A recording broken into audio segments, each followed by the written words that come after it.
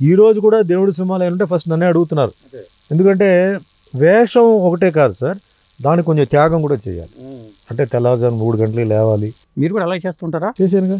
పెద్ద ఆయన రామారావు గారు ఆయన ఏదైతే చేశారో నాకు చెప్పేవారు. డైలీ 3 o'clock లేచి రెడీ అయిపోయి 5 గంటలకి అన్నపూర్ణ స్టూడియోకి వచ్చి మేకప్లో కూర్చోవాడిని. 5 గంటలు కూర్చుంటే 4 hours మేకప్. 9 గంటలకు అయ్యేది నా ఫేస్ మేకప్ మొత్తం. అంటే 3 పని చేసేవారు. చేతికి పారాయణ ఇవన్నీ వేస్తారు, కాలికి, ఫేస్కి వచ్చేసి జరిగేది. అది వేసే కంప్లీట్ అయ్యే ముందు నేను టిఫిన్ చేసేయాలి. ఎందుకంటే దాని తర్వాత దాని పెదాలు ఎక్కువ కదిలితే ఇక్కడ క్రాక్స్ వస్తాయి. సో అది తినడానికి లేదు, ఇంకా అన్ని స్ట్రా పెట్టుకొని, టీ అయినా కాఫీ అయినా స్ట్రా. మనం మామూలుగా ఇలా అలా తాగడానికి లేదు. అలా చాలా నేల మీద పడుకున్నాను. ఫ్యామిలీ లైఫ్ దూరంగా ఉన్నాను. 8 months అలా ఉన్నాను, వెజిటేరియన్.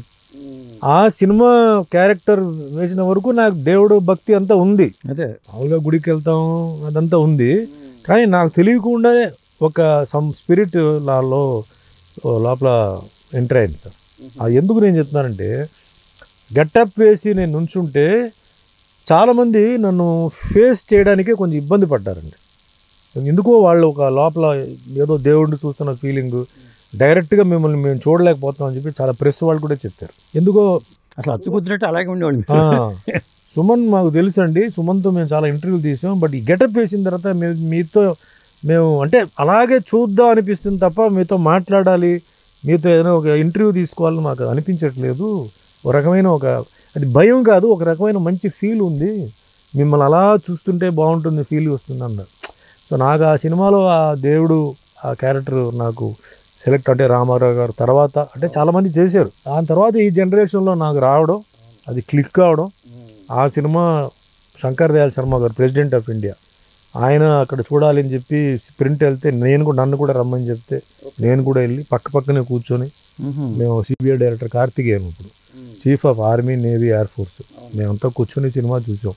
అంటే నాకు భగవంతుడు నాకు ఏంటంటే ఆ భాగ్యం నాకు ఇచ్చారండి. ఒక ప్రెసిడెంట్ ఆఫ్ ఇండియా రాసింటేనే అవుతుందండి. అదే అంటున్నాను ఇంగ్లీష్లో, what is meant for you will not miss you, what misses you is not meant for you అంటారు. సో అది రాసి ఉంది, జరగాలి ఉంది. నేను లైఫ్ని అక్కడి నుంచి ఎప్పుడైతే నేను తమిళ్లో 1978 నుంచి ఫస్ట్ పిక్చర్ రిలీజ్కు ముందే 3 సినిమాలు నాకు బుకింగ్ అయిపోయింది. ఫిట్టా ఫట్టా తెలియదు. ఎప్పుడైతే స్టార్ట్ అయినా అక్కడి నుంచి నేను ఆ నమ్మకం వచ్చింది. డెస్టినీ, మన తలరాతు, ఏమీ తెలియదు, ఇండస్ట్రీ తెలియదు, ఎవరు లేరు. ఇప్పుడైనా పర్లేదు సార్, అప్పుడు చాలా కష్టం, రికమెండేషన్ లేకపోతే జరగదు.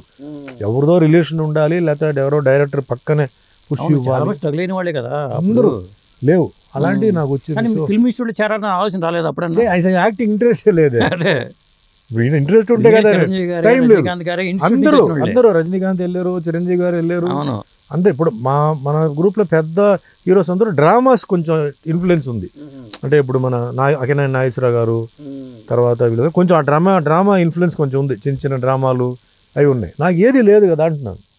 సో నేను అందుకే నేను లక్కీ హీరో ఆరు ఏం చెప్పాలో తెలియదు. నేను ఆ ఫీల్ అవుతాను. ఇప్పుడు సక్సెస్ నంబర్ 1 అదంతా కాదు, ఇండస్ట్రీలో ఎన్ని సంవత్సరాలు బ్రతుకుతున్నాం, అంతేగా, అది పాయింట్. అవును, నంబర్ 1 ఉండి తర్వాత ఇంకోటి నంబర్ 1 వస్తాడు, ఇంకోటి వస్తాడు. అప్పుడు నీ నంబర్ 1 ఉండదు. నువ్వు ఎప్పుడు కనపడుతుండాలి స్క్రీన్ మీద. వాళ్ళు స్టార్టింగ్ లో డైరెక్టర్ కూడా మంచి వాళ్ళు పడ్డారు. తరంగిణి కానీ కోడి రామకృష్ణది 2వ సినిమా నాది. సో నాకు ఫ్యామిలీ, యాక్షన్, కామెడీ, ట్రాజెడీ అన్నీ వచ్చింది. దాంతో ఏ సెంటర్, బి సెంటర్, సి సెంటర్లో బాగా ఫేమస్ అయిపోయాను. మంచి డిమాండ్ వచ్చింది. సో సినిమాలన్నీ బాగా ఆడింది.